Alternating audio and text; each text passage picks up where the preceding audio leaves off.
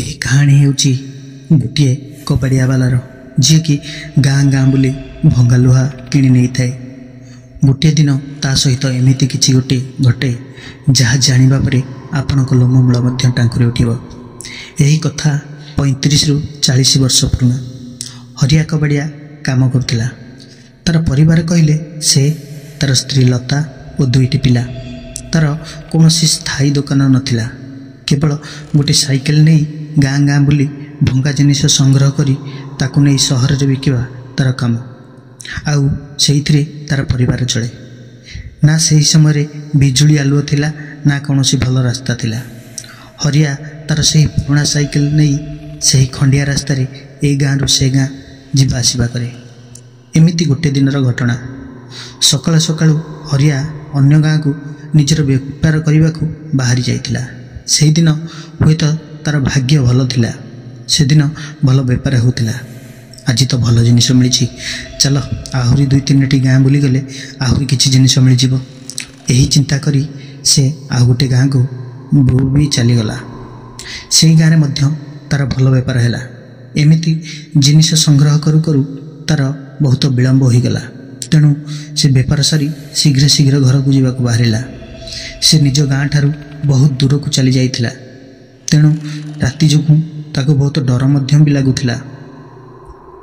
ଆଉ ଚିନ୍ତା କରୁଥିଲା ଲତା ଓ ତାର ପିଲାମାନେ ତାକୁ ଅପେକ୍ଷା କରିଥିବେ, ଆଉ ତାକୁ ଶୀଘ୍ର ଯାଇ ଘରେ ପହଞ୍ଚିବାକୁ ପଡ଼ିବ। ତାକୁ ଘରକୁ ଯିବାକୁ ହେଲେ 4 ଘଣ୍ଟା ସମୟ ଲାଗିବ। କିନ୍ତୁ ତା ପାଖରେ ଗୋଟିଏ ସର୍ଟକଟ୍ ରାସ୍ତା ମଧ୍ୟ ଥିଲା।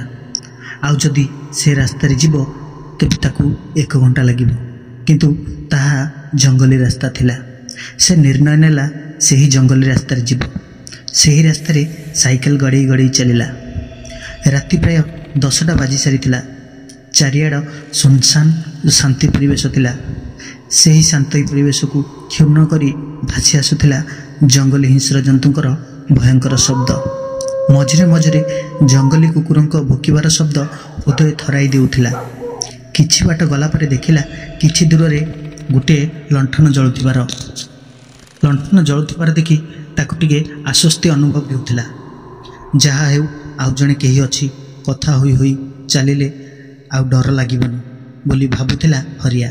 କିନ୍ତୁ ଆଉ ଟିକେ ଆଗକୁ ଗଲା ପରେ ଦେଖିଲା ସେହି ଲଣ୍ଠନ ଯେପରି ଧୀରେ ଧୀରେ ଲିଭିବାରେ ଲାଗିଛି। ଏବେ ହରିଆ ଧୀରେ ଧୀରେ ଆଗକୁ ବଢ଼ିବାରେ ଲାଗିଥିଲା। କିନ୍ତୁ ସେତିକି କଷ୍ଟ ମଧ୍ୟ ହେଉଥିଲା, କାରଣ ସେହି ଜିନିଷ ଗୁଡ଼ିକ ବହୁତ ଓଜନଦାର ଥିଲା। ଅଚାନକ ତାକୁ ଲାଗିଲା ବହୁତ ଭୟଙ୍କର ଆବାଜ ମାନ ଆସୁଛି। ତାକୁ ଅନୁଭବ ହେଉଥିଲା ଆଉ କେହି ଅଛି ତା ସହିତ। ତାକୁ ଏମିତି ଲାଗିଲା ଯେମିତି ଗୋଟିଏ ଦୁର୍ଗନ୍ଧ କେଉଁଆଡ଼ୁ ଭାସି ଆସୁଛି। ସେହି ଦୁର୍ଗନ୍ଧ ଏତେ ଉତ୍କଟ ଥିଲା ଯେମିତି ତାର ନାକ ଫାଟିଯିବ। ସେ ଭାବୁଥିଲା ବୋଧେ ହାଲରେ ଜମି ଯାଇଥିବା କୌଣସି ପୋଚା ପାଣିର ଗନ୍ଧ ହୋଇଥିବ। ଟିକେ ଆଗକୁ ଯିବା ପରେ ତାକୁ ଅନୁଭବ ହେଲା ଯେମିତି ଗଛରେ କେହି ଅଛି। ବୋଧେ କୌଣସି ପକ୍ଷୀ କିମ୍ବା ଗୁଣ୍ଡୁଚିମୂଷା ହୋଇଥାଇପାରେ। କିନ୍ତୁ ସେ ଯେ କେହି ବି ଥିଲା, ସେ ଗୋଟିଏ ଗଛରୁ ଅନ୍ୟ ଗଛକୁ ଡିଆଁ ଡେଇଁ କରୁଥିଲା। ଏହା ସ୍ୱଳ୍ପ ଜହ୍ନ ଆଲୁଅରେ ଅନୁଭବ କରିପାରୁଥିଲା ହରିଆ। ପାଖକୁ ଯିବାରୁ ଜଣାପଡ଼ିଲା ସେ ଲମ୍ବା କେଶ ଥିବା ଗୋଟିଏ ବୁଢ଼ୀ ଥିଲା, ଯିଏକି ଏ ଗଛରୁ ସେ ଗଛ ଡେଉଁଥିଲା। ଏହା ଦେଖି ହରିଆ ଡରିଗଲା, କାରଣ ଗୋଟିଏ ଗଛରୁ ଅନ୍ୟ ଗଛକୁ ଡେଇଁବା କୌଣସି ବୁଢ଼ୀ ଲୋକର କାମ ହୋଇନପାରେ। ସେ ନିଶ୍ଚିତ ହୋଇଗଲା ଏହା ନିଶ୍ଚୟ ଗୋଟିଏ ଆତ୍ମା। ଏହା ଭାବି ହରିଆ ଏକଦମ ଝାଳରେ ଗାଧୋଇ ପଡ଼ିଥିଲା।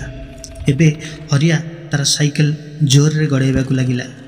ସେ ସେହି ଆତ୍ମା କବଳରୁ ବଞ୍ଚିବାକୁ ଚାହୁଁଥିଲା ଓ ଘରେ କିପରି ଶୀଘ୍ର ପହଞ୍ଚିବ ସେହି ଚିନ୍ତାରେ ଥିଲା। ଏବେ ସେ ଡାହାଣୀ ଦେଖିବାକୁ ମିଳୁନଥିଲା। ସେ କେଉଁଆଡ଼େ ଅଦୃଶ୍ୟ ହୋଇସାରିଥିଲା। ସବୁକିଛି ଶାନ୍ତ ପଡ଼ିସାରିଥିଲା। ହରିଆ ଭାବୁଥିଲା ଏହା ମୋ ମନର ଭ୍ରମ ନୁହେଁ ତ? ଏବେ ହରିଆର ମନ ସ୍ୱାଭାବିକ ଅବସ୍ଥାକୁ ଆସିସାରିଥିଲା। କିନ୍ତୁ ସେହି ସ୍ୱାଭାବିକ ଭିତରେ ସେ କିଛି ଅସ୍ୱାଭାବିକ ଅନୁଭବ କଲା। ସେ ନୋଟିସ୍ କଲା ଯେମିତି ତାର ସାଇକେଲର ଓଜନ ଅସ୍ୱାଭାବିକ ଭାବେ ବଢ଼ିଯାଇଛି।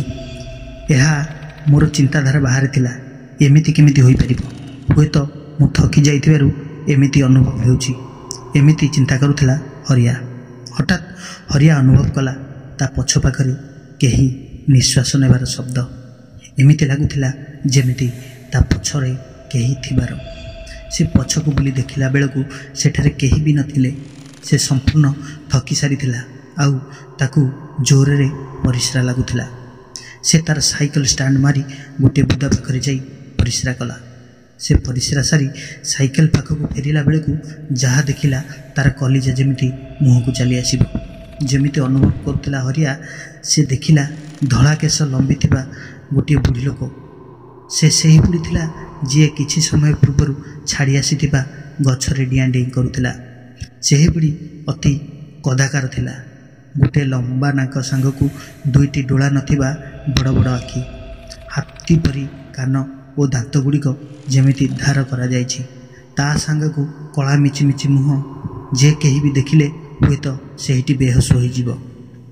ସେହି ବୁଢ଼ୀ ଗୋଟିଏ କଳା ରଙ୍ଗର ଚାଦର ଘୋଡ଼େଇ ହୋଇଥିଲା ଆଉ ସେ ହରିଆକୁ ଦେଖି ଗୋଟିଏ ଅଜୀବ ହସ ସେ ହସୁଥିଲା ଆଉ ହରିଆକୁ ପାଖକୁ ଡାକୁଥିଲା।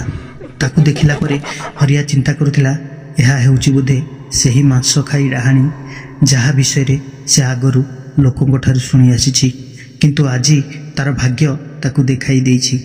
ହରିଆ ଜାଣିସାରିଥିଲା ଆଜି ତାର ମୃତ୍ୟୁ ନିଶ୍ଚିତ। ହରିଆ ଧୀରେ ଧୀରେ ପଛକୁ ଯାଇ ତାର ସାଇକେଲ ଛାଡ଼ି ଯେତେ ବଳ ଖଟାଇ ଦୌଡ଼ିବାକୁ ଲାଗିଲା। ମନେ ମନେ ହନୁମାନ ଚାଳିଶା ବୋଲୁଥାଏ। ହରିଆ ଦୌଡ଼ି ଦୌଡ଼ି ଯାଇ ତାଙ୍କ ଗାଁ ପାଖରେ ଥିବା ହନୁମାନ ମନ୍ଦିର ହତା ଭିତରକୁ ପଶିଗଲା। ସେହି ମନ୍ଦିର ପର୍ଯ୍ୟନ୍ତ ସେହି ଡାହାଣୀ ପିଛା ମଧ୍ୟ କରିଥିଲା। ସେହି ମନ୍ଦିର ବାହାରେ ଥାଇ କହିଲା, ଭାଗ୍ୟ ତୋର ଭଲ, ବଞ୍ଚିଗଲୁ। ତାପରେ ହରିଆ ବେହୋସ ହୋଇଗଲା। ତାର ହୋସ ଆସିଲା ବେଳକୁ ସେ ଦେଖିଲା ଗାଁ ଲୋକେ ତାକୁ ଘେରି ଛିଡ଼ା ହୋଇଛନ୍ତି। ରାତିର ସମସ୍ତ ଘଟଣା ବିଷୟରେ ଗାଁ ଲୋକଙ୍କୁ ଜଣାଇଲା। ଗାଁ ଲୋକଙ୍କ ସହାୟତାରେ ଛାଡ଼ି ଆସିଥିବା ସାଇକେଲ ଯାଇ ଆଣିଲା। ସେହି ଦିନଠାରୁ ସେ କେବେ ବି ସେହି ଜଙ୍ଗଲ ରାସ୍ତା ଦେଇ ଯାଇନି।